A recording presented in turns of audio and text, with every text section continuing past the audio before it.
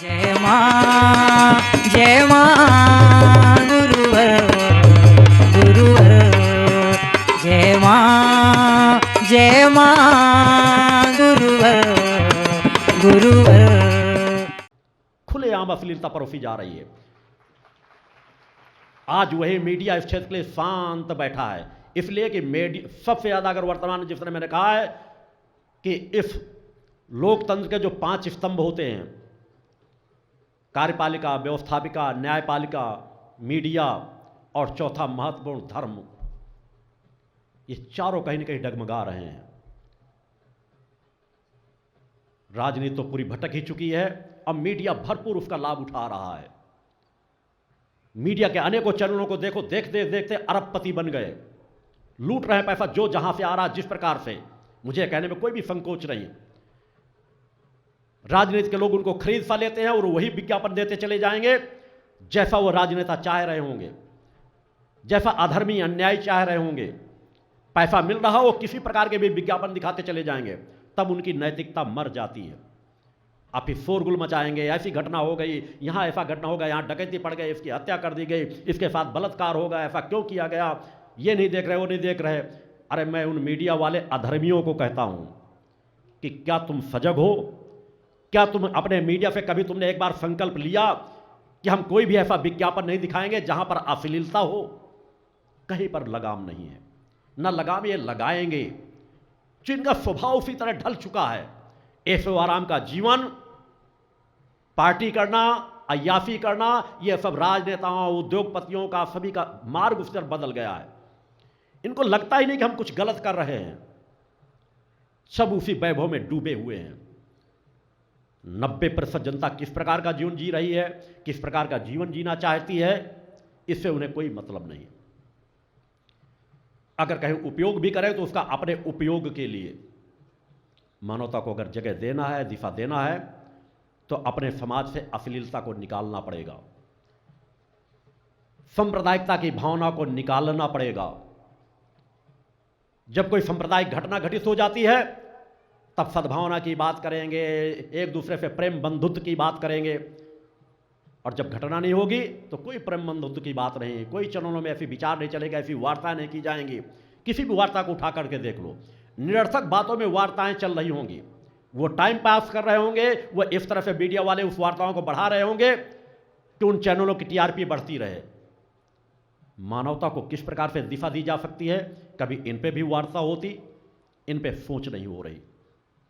चारों तरफ भटकाव ही भटकाव है, अश्लीलता परोसी जा रही है, समाज को पतन के मार्ग में ले जाने का प्रयास किया जा रहा है, और समाज इतना मजबूर हो जाता है कि उसको तत्काल लाभ केवल नजर आता है कि मुझे लाभ मिले। आपकी भावनाओं का भी दोहन किया जाता है। न हमारा धर्म सुरक्षित है, न हमारा राष्ट्र सुरक्षित है, न हमारे अंदर की मानवता सुरक्षित है। सब कुछ कहीं ना कहीं दूषित होती जा रही है। आप स्वयं अपने कर्मों के माध्यम से भी दूषित कर रहे हैं, आपके जो माध्यम हैं वो माध्यम भी उसको दूषित कर रहे हैं। आपको जागना होगा, स्वयं को बदलना पड़ेगा। आप जब अपने स्वयं को बदलोगे तो धीरे धीरे समाज में परिवर्तन आता चला जाएगा। आज जब मैंने पहली यात्रा प्रारंभ की, मैं भी अकेला ही चला था, मगर मेरा लक्ष्य यही था कि मैं कभी अनीति अन्याय अधर्म से समझौता नहीं करूंगा। मैं उन धार्मिक संस्थाओं से समझौता नहीं करूंगा जो समाज को अनीति अन्याय अधर्म का पाठ पढ़ा रही हैं, जो राजनेताओं के, भ्रष्ट राजनेताओं की गुलामी कर रहे हैं, चाटुकारिता कर रहे हैं। वैभव भले ही उनका कितना बड़ा क्यों ना हो, मैं एक सामान्य सा जीवन जीता हूं। किसान परिवार में मेरा जन्म हुआ है, यहां भी अपने आवास में बहुत सामान्य सा जीवन जीता हूं। मेरा एक छोटा सा ही कच्छ है, शायद साल में 2-4 बार ही मुझे परिवार के सदस्य जो बच्चे पत्नी रह रही हैं, शायद दूसरे कच्छ में कभी किसी काम के लिए बार बार बच्चे बुलाएं तो मैं कभी किसी दूसरे कच्छ में पहुंच जाता हूं। हर पल समाज का कल्याण हो, इसके लिए उन्हीं कार्यों में रत रहता हूं, माँ के चरणों की साधना या अन्य व्यवस्थाओं में। मैंने किसी अहंकार के बसीभूत जो चुनौती की बात आती, मैंने अहंकार के बसीभूत चुनौती नहीं दी। ये मेरी हृदय की वेदना है कि समाज को किस प्रकार दिशा दी जाए। क्या हम अनीति अन्याय अधर्मियों को स्वीकार कर लें? क्या गलत विचारधारा को स्वीकार कर लें? अगर गलत है तो हमें उससे बड़ी लकीर स्वयं खींचना पड़ेगा, और उसके दिशा में मैं विकल्प लेकर के पहले चलता हूं। अगर किसी को गलत ठहराता हूं तो स्वयं अपने आप को सही रास्ते पर बढ़ाता हूं। किसी के संगठन को गलत कहता हूं तो अपने संगठन को सही रास्ते में बढ़ाने के लिए सतत प्रयास करता रहता हूं। निश्चित है समाज जुड़ा हुआ है, गलतियां करता है, मगर मेरा भरसक प्रयास रहता है कि वह भटकने ना पाए, वह सही दिशा में जाएं, उनसे गलतियां ना होने पाएं। इसलिए आप लोगों को बार बार यहां पर बुलाया जाता है। मगर उन अधर्मी अन्यायियों को कहीं ना कहीं तो एक रास्ता देना ही पड़ेगा। जो गलत हो रहा है कहीं ना कहीं तो हमें रोकना ही पड़ेगा कि जो धर्म क्षेत्र में बैठे, मैं नहीं कहता धर्म क्षेत्र में बैठे सभी लोग गलत हैं, तलाशने में 10-5% ऐसे लोग मिल जाएंगे जो सच्चाई ईमानदारी का जीवन जीते हैं, परोपकार का जीवन जीते हैं, धर्मनिष्ठ हैं, मगर 90% लोग जरूरत से ज्यादा पतन के मार्ग में हैं। साधना आराधना के उनके अंदर कोई क्षमता ही नहीं, सातों चक्रों में एक चक्र उनका जागृत नहीं होगा और बात नाना प्रकार की करेंगे। इसलिए मैंने कहा कि मैं दोनों पक्षों से, कर्म के माध्यम से भी, कि मैंने किसी राजनीतिक दल का सहायता लिए बिना, बिना किसी उद्योगपति की सहायता लिए बिना, मां की कृपा के फलस्वरूप आज करोड़ों लोगों में अपनी विचारधारा को डाला है। लाखों लाख सक्रिय से सक्रिय कार्यकर्ता समाज भी तैयार किए हैं जो अनेकों प्रदेशों में कार्य कर रहे हैं। भगवान की जय। मैंने वह मार्ग भी दिया है। तब कहीं मैंने जाकर दूसरा पक्ष भी रखा है कि जिसको आंकलन करना हो, मैं शारीरिक रूप से स्वयं भी उपस्थित हूं कि कभी भी कोई उस चुनौती को स्वीकार करने के लिए तैयार है तो एक बार ऐसा आयोजन करे। मैं स्वयं उपस्थित हूंगा, या तो वो मेरे स्थान पे आ जाए, मैं व्यवस्था दे दूंगा, या मैं वह मुझे अपने स्थान पे बुलाएं, वहां पर पूरा एक आयोजन हो जहां सभी धर्माचार, धर्म प्रमुख, विश्व के धर्म प्रमुखों को बुलाया जाए और एक आयोजन हो कि आज वास्तव में सत्य किसी के पास है या नहीं। एक न एक दिन मेरा प्रयास होगा कि वह भी रास्ता कहीं ना कहीं बने। अगर नहीं बनेगा तो आप स्वतः देखते चले जाएंगे तो धीरे धीरे अधर्मी अन्यायों का पराभव होता चला जाएगा। आज छोटी छोटी बातों में लोगों को लड़वा रहे हैं, कहीं जाति के नाम पर, कहीं धर्म के नाम पर। इसलिए मेरे द्वारा अपने संगठन के लोगों को बराबर निर्देशन दिया जाता कि मेरा अगर सच्चा कोई शिष्य है तो कभी भी किसी जाति का प्रमुख प्रतिनिधि नहीं बनेगा, जाति संगठनों का पदाधिकारी नहीं बनेगा। उन्हें हमेशा निर्देशन दिया जाता है कि जात से आप संबंध बना के रखिए, अपनी जात संबंध के लिए, शादी ब्याह तक, परिवार के लिए पूरी मानवता को एक मान के चलिए। जातीयता का जहर मत बोइए, सांप्रदायिकता का जहर मत बोइए। जिस तरह हम अपने धर्म का सम्मान करते हैं उसी तरह हम दूसरे के धर्म का भी सम्मान करें।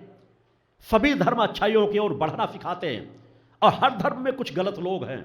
जो गलत हैं उनका हमें भरपूर विरोध करना चाहिए, जो आज मानवता नहीं कर रही। जिस दिन मानवता जाग जाएगी, जिस दिन मानवता इस चीज की आवाज उठाने लगेगी, अगर गलत हो रहा तो हम उसका विरोध करें, उसको स्वीकार ना करें, उनका समर्थन ना करें, वो हमारा किसी प्रकार सहयोग ना प्राप्त कर सकें, जिस दिन हम यह निर्णय ले लेंगे समाज में परिवर्तन आने लगेगा। अन्यथा सब तरफ से समाज में अनित, अन्याय, अधर्म ही चल रहा है। मेरे विचार चूंकि धर्म, मानवता की सेवा और राजनीति तीनों क्षेत्र में होते हैं, क्योंकि मनुष्य का कर्तव्य भी तीन क्षेत्रों में जुड़ा है। अगर समाज के बीच कोई भी जीवन जी रहा है, समाज का अन्न खा रहा है, समाज का पानी पी रहा है, सामाजिक दायरे में रह रहा है, तो हर मनुष्य के सिर्फ तीन कर्तव्य हैं: धर्म की रक्षा करना, मानवता की सेवा करना और राष्ट्र की रक्षा करना। हमारे तीन ही तो कर्तव्य है समाज के प्रति, अपने जीवन के प्रति, कि हम अपने धर्म की रक्षा करें। अपने धर्म की रक्षा का तात्पर्य नहीं कि दूसरे के धर्म का अनादर करें। जब हम इस सत्य को जानते हैं कि हम अपने धर्म की रक्षा करना चाहते हैं तो हमारा कर्तव्य बनता है कि हम दूसरे के धर्म की भी रक्षा करें, दूसरे के भी धर्म का सम्मान करें, तभी हम सही मायने में अपने धर्म को मानने वाले कहलाएंगे। मानवता की सेवा करें, परोपकार करें और राष्ट्र की रक्षा करें। अगर हमारा राष्ट्र अधर्मी अन्यायियों के हाथों में होगा तो न हमारा धर्म सुरक्षित रहेगा, न हमारी मानवता सुरक्षित रहेगी, न हम आत्मकल्याण कर पाएंगे, न परोपकार कर पाएंगे। यही हाल तो रहा जब हम गुलामी का जीवन जीते रहे। लोग पूजा पाठ नहीं कर पाते थे, मंदिर तोड़े गए, धर्म भ्रष्ट किया गया, धार्मिक पुस्तकों में बदलाव किया गया, सब कुछ होता चला गया। मगर आज भी हम वास्तव में स्वतंत्र नहीं हैं। आज भी हम पराधीन हैं, गुलाम हैं, विकारों के, अनित, अन्याय, अधर्म के, अधर्मी राजनेताओं के, उनकी व्यवस्थाओं के। आज उसी दायरे में हमको जीवन जीना पड़ रहा है, उससे ऊपर समाज नहीं निकल पा रहा। आजादी के बाद से आप किसी क्षेत्र में बतला दें, केवल मेरी कहने की बात नहीं, मैं शब्दों के माध्यम से स्पष्ट कहता हूं, क्योंकि मुझे किसी का भय नहीं। मैं एक अजर अमर अविनाशी आत्मा हूं। जो सत्य महसूस करता हूं उस सत्य को कहने से मेरी वाणी को कोई रोक नहीं सकता। पूरे देश को लूटा गया, सभी भ्रष्टाचार की चरम सीमाओं पे हैं। कोई भी ईमानदारी से आकर के हाथ रख के किसी देवी देवता के मंदिर पर कह दे कि नहीं कांग्रेस ईमानदार है, भारतीय जनता पार्टी ईमानदार है, इसलिए कहने की सामर्थ्य नहीं रखते कि 90% भ्रष्ट लोग हैं, तो 10% का पलड़ा क्या कर पाएगा? किसी के अंदर सांप्रदायिकता भरी है तो किसी के अंदर जातीयता भरी है, किसी के अंदर भ्रष्टाचार की स्थिति भरी समाहित है, महंगाई आसमान छू रही है। उनके लिए कोई फर्क नहीं पड़ता, क्योंकि उनके पास हजारों हजार रुपए एक एक दिन में आ रहे हैं, करोड़ों करोड़ों रुपए एक एक दिन में आ रहे हैं, देखते देखते करोड़पति बन जाते हैं, अरबपति बन जाते हैं। उनके लिए दाल 200 रुपए किलो हो जाए, 500 रुपए किलो हो जाए तो भी क्या फर्क पड़ता है? उनका तो 1% उनकी बेईमानी के पैसे के 1% भी नहीं लगता। रोज आप लोग न्यूज चैनलों में सुनते हैं। क्योंकि मैंने कहा पूजा पाठ करना सिर्फ ये नहीं है, अगर आप गलत को नहीं रोक पाओगे तो गलत का चक्रव्यूह तमोगुण रजोगुण आपको इतना घेर लेगा कि सुषुम्ना आपकी पूरी संकुचित हो जाएगी, उसको आप कभी खोल नहीं पाओगे। क्योंकि जब आप अपने विचारों को ही मार रहे हो, सत्य वक्ता ही नहीं बन पा रहे हो, सत्य को ग्रहण नहीं कर रहे हो, सत्य कर्म नहीं कर पा रहे हो, तो सुषुम्ना नाड़ी आपकी जागृत कैसे होगी? अगर सत्य के विचार आपके नहीं आ रहे, सत्य की आवाज आप नहीं उठा रहे हो। हम सतमार्गी हैं, हमें सतमार्ग में चलना है। हम मानव हैं, हमें मानवता का पालन करना है, उस मार्ग में चलना है, तभी हम सच्चे माँ के भक्त कह सकेंगे। अगर हम जगत जननी शब्द संबोधन करते हैं, इस शब्द में ही सब कुछ सार समाहित है, इस शब्द में हमारा कर्म कर्तव्य सब कुछ समाहित है। जगत जननी, तो जगत जननी जब हम संबोधित करते हैं तो आज सभी उसी जननी की संतान है, वो किसी रूप से मान रहे हों। जिस तरह मैंने कहा है कि आपको शरीर को पुष्ट बनाना है तो भोजन खाने के लिए आप पकवान खा रहे हैं, या दाल चावल खा रहे हैं, या नमक रोटी खा रहे हैं, या चने फुला करके खा रहे हैं। खाने के तरीके अलग अलग हो सकते हैं, मगर सब इसलिए खाया जाता है कि आपका शरीर स्वस्थ हो। उसी तरह लक्ष्य सबका एक है, उस लक्ष्य तक पहुंचने के लिए मार्ग अलग अलग हो सकते हैं। तो जो जिस मार्ग में बढ़ना चाहता है, अगर हम अपने मार्ग को सही मानते तो अपने मार्ग की बात करते रहें, बताते रहें। जिसे स्वीकार करना हो स्वीकार करेगा, नहीं जो जिस मार्ग से बढ़ रहा हो हम उसका स्वागत करते हैं कि ठीक है, आपको जो मार्ग अच्छा लगता है उस पूजा पद्धति को लेकर के आगे बढ़ते रहो। ऐसा कौन सा धर्म, जो धर्म बना होगा वो किसी न किसी पूजन पद्धति को मानता ही है, करता ही है उसी क्रमों को, तो फिर किस बात का विवाद? आज समाज में बहुत गलत दिशा में समाज जा रहा है। अगर इस प्रवाह में हमने समाज को बढ़ने दिया तो समाज रह ही नहीं पाएगा। अतः इसे नितांत रोकने की आवश्यकता है। इसलिए आवश्यकता है वर्तमान में समाज को जागने की, समाज को सजग होने की, समाज को समझने की कि हमें क्या करना चाहिए, क्या नहीं करना चाहिए। उस क्षेत्र में आप लोगों को निर्णय लेने की जरूरत है। इसलिए मैंने आप लोगों को भक्ति मानव कल्याण संगठन को एक रास्ता दिया है कि हम सभी क्षेत्रों में देख सकते हैं कि आज देश की राजनीति क्षेत्र इतनी भ्रष्ट पतित हो चुकी है जिसकी कोई कल्पना नहीं। हर जगह गलत ही गलत हो रहा है। अगर उसे हमें सुधारना है तो हमें अपने आप को स्वयं खड़ा करना पड़ेगा।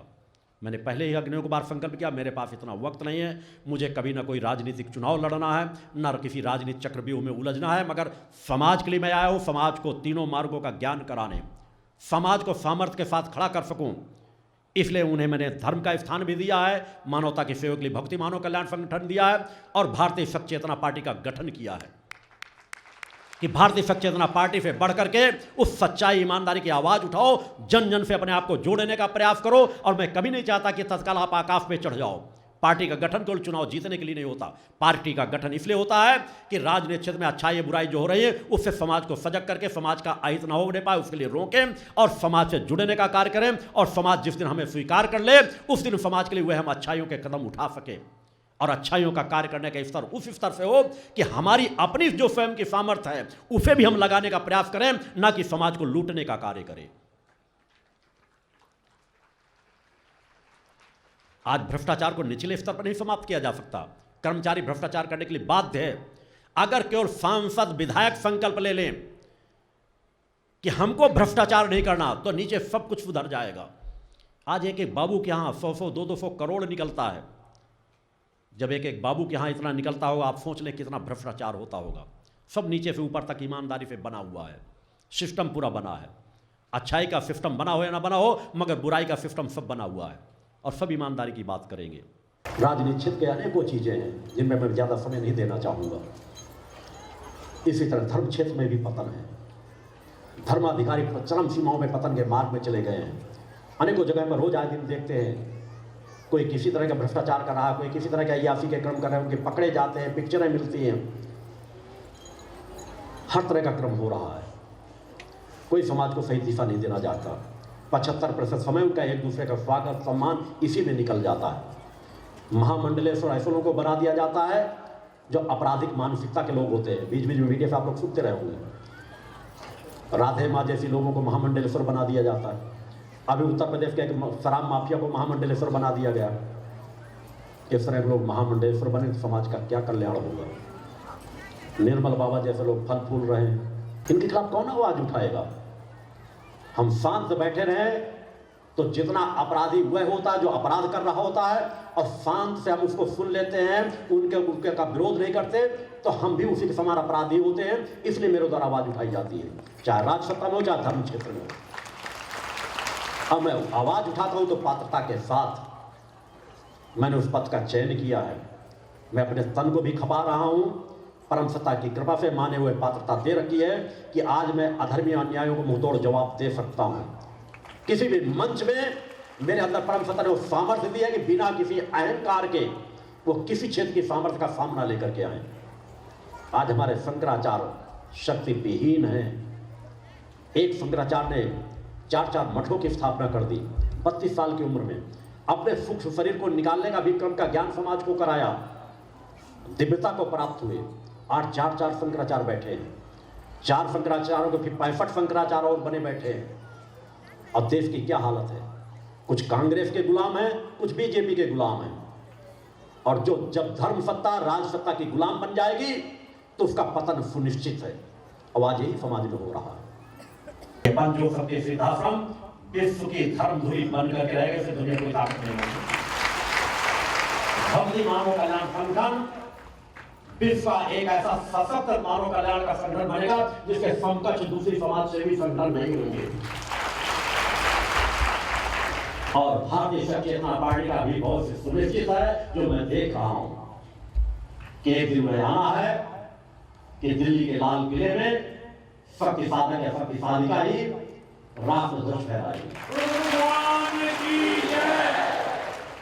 सब कुछ सुनिश्चित है। मेरी तीनों धारणा सामान्य धारणा नहीं है, इनके पीछे माँ की कृपा जुड़ी हुई है, माँ का आशीर्वाद जुड़ा हुआ है। हमें नींव का पत्थर बनना है। हम कल के फल को अगर जागृत करना चाहते हैं तो आज हमारा कर्तव्य क्या, हमें वहां पर आपको खपा देना है, हमें अपना कर्म करना है, हमें नींव को सशक्त और मजबूत बनाना है। उसी दिशा में आप लोगों को पढ़ाया जा रहा है। पत्रिका के माध्यम से सभी निर्देशन मिलते हैं, अन्य क्रमों से आपको सभी निर्देशन मिलते रहते हैं, महाआरतियों के माध्यम से आपको सभी निर्देशन मिलते रहते हैं, समाचार पत्र के माध्यम से आपको सभी निर्देशन मिलते रहते हैं। जो कुछ पुस्तकें प्रकाशित की जा रही है उसके माध्यम से उनको संकेत निर्देशन मिलते हैं। शक्ति योग जो पुस्तक भी प्रकाशित की गई है उसमें भी कुछ न कुछ ऐसी जानकारियां जिससे आपके साथ विचार बने। अगर आपको पढ़ेंगे कहेंगे भड़काव से आप दूर हटेंगे कहीं कहीं, सब रास्ते समाज को बढ़ाने के लिए किए जा रहे हैं। मैंने बार बार कहा है कि नमक रोटी ऊर्जात्मक क्रम से, आध्यात्मिक क्रम से, तपस्यात्मक क्रम से आपका गुरु प्रमाणों को लेकर सामने खड़े होकर के आपको साथ आपको दिशा में बढ़ा रहा है।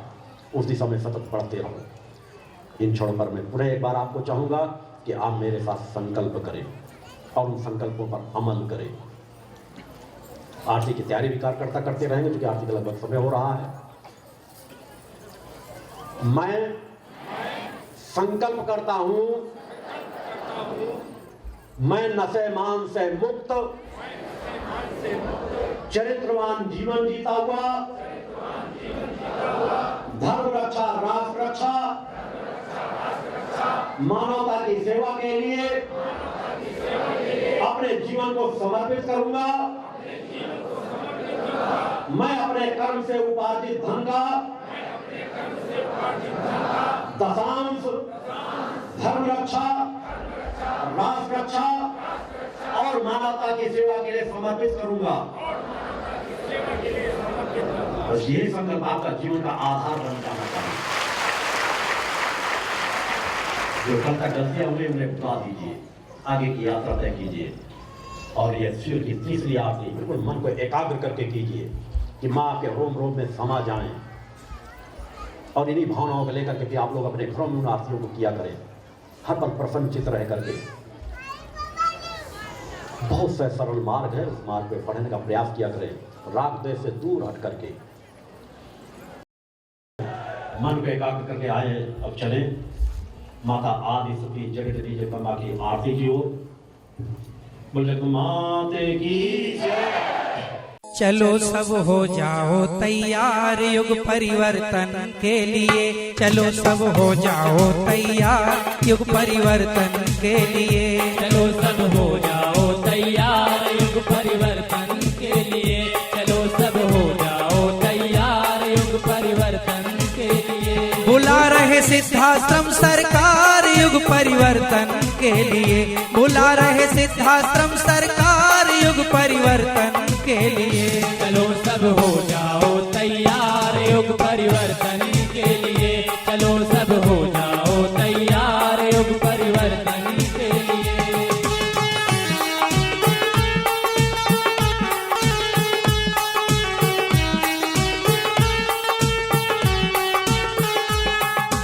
एक दूजे से क्यों हो रूठे, जाति पाति के भेद हैं झूठे, जाति पाति के भेद के कारण मानवता के बंधन टूटे।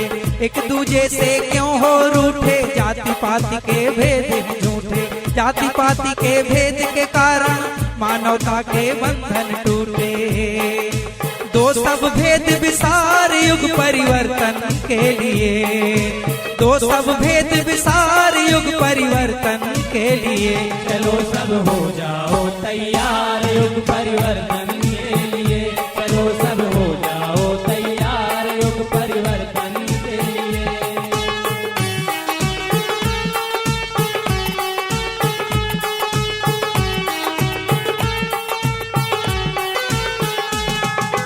किया गुरुवर ने जन जन का आवाहन। या देवी सर्वभूतेषु शक्तिरूपेण संस्थिता, नमस्तस्यै नमस्तस्यै नमस्तस्यै नमो नमः। पंच ज्योति शक्ति तीर्थ सिद्धाश्रम, मां की कृपा और गुरुदेव की अमृतवाणी का पावन संगम। एक ऐसी पवित्र भूमि जहां मां भगवती की ज्योति हर दिल को रोशन करती है, जहां परमहंस योगीराज श्री शक्तिपुत्र जी महाराज के चरणों में बैठकर हर मन की पुकार सुनी जाती है। पंच ज्योति शक्ति तीर्थ सिद्धाश्रम, जहां हर कदम पर साधना, हर सांस में भक्ति और हर पल में जन कल्याण की सुगंध बिखरती है। आओ इस अलौकिक यात्रा में शामिल हो और देखो कैसे एक आश्रम ने करोड़ों जीवन को बदला। युगवंदनीय धर्म सम्राट, युग चेतना पुरुष सद्गुरुदेव परमहंस योगीराज श्री शक्तिपुत्र जी महाराज के पावन चरणों में कोटि कोटि नमन, वंदन और प्रणाम। उनकी कृपा से एक ऐसी पवित्र स्थली का सृजन हुआ जो तप, योग, ध्यान और साधना का स्वर्णिम केंद्र है। यह है मध्य प्रदेश के शहडोल जिले की ब्योहारी तहसील में बसा पंचज्योति शक्ति तीर्थ सिद्धाश्रम, जिसकी नींव परम पूज्य गुरुवर्श्री ने 23 जनवरी 1997 को रखी। तब से यहाँ मां भगवती की अखंड ज्योति जल रही है और 15 अप्रैल 1997 से श्री दुर्गा चालीसा का अखंड पाठ अनंत काल तक जन जन के कल्याण के लिए गूंज रहा है। हर सुबह और हर शाम जब सूरज की किरणें और चांद की चांदनी सिद्धाश्रम को चूमती है, तब परम पूज्य गुरुदेव जी माता भगवती आदिशक्ति जगत जननी दुर्गा जी सहित सभी देवी देवताओं और सहायक शक्तियों की आरती करते हैं। इस पावन बेला में भक्तों के हृदय मां की भक्ति में डूब जाते हैं। मूल ध्वज साधना मंदिर में भी रोज सुबह शाम होने वाली आरती में भक्तों का समूह उमड़ता है। यहाँ हर मन की पीड़ा मिटती है, हर शरीर को शांति मिलती है और हर आत्मा को सुख, शांति व समृद्धि का आशीर्वाद प्राप्त होता है। परम पूज्य गुरुदेव की कृपा ऐसी कि वे रोज सुबह और शाम भक्तों से निःशुल्क मिलते हैं। मां के भक्त और गुरुदेव के शिष्य अपने मन की बात उनके चरणों में रखते हैं और बदले में समाधान व आशीर्वाद पाते हैं। अब तक 1 करोड़ से ज्यादा भक्त गुरुदेव से मिलकर उनके मार्गदर्शन से जीवन की राह पा चुके हैं। गुरुदेव की वाणी ऐसी कि सुनते ही मन में संकल्प जागता है। उनके आशीर्वाद से करोड़ों लोग नशे और मांसाहार से मुक्त होकर चरित्रवान और चेतनावान जीवन जी रहे हैं। हर दिन सैकड़ों लोग नशा छोड़ने की प्रेरणा लेने सिद्धाश्रम धाम पहुंचते हैं। पूज्य गुरुदेव के 20 लाख से अधिक दीक्षा प्राप्त शिष्य आज के अधर्म और अन्याय के दौर में भी मां की ज्योति से अपने घरों को आलोकित करते हैं। वे साधनात्मक जीवन जीते हुए आत्म कल्याण और जन कल्याण के पथ पर चल रहे हैं। क्या यह चमत्कार नहीं?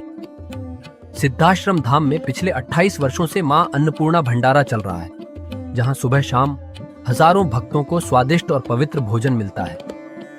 और सुनो, यहाँ ठहरने की व्यवस्था भी पूरी तरह निःशुल्क है। क्या ऐसी जगह कहीं और मिलेगी जहां हर सुविधा मां की कृपा से मुफ्त हो?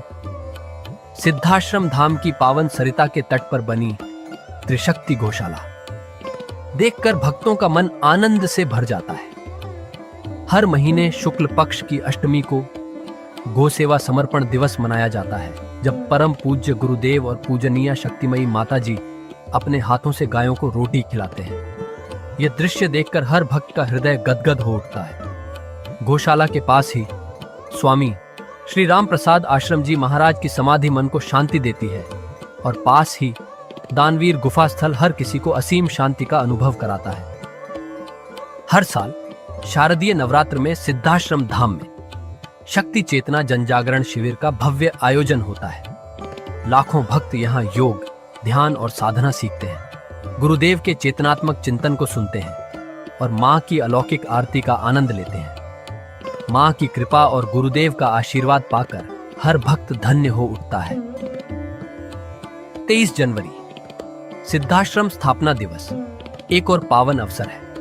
इस दिन अखिल भारतीय सिद्धाश्रम दौड़ प्रतियोगिता, योग भारती सामूहिक विवाह और शाम को सुर संध्या व कवि सम्मेलन का आयोजन होता है।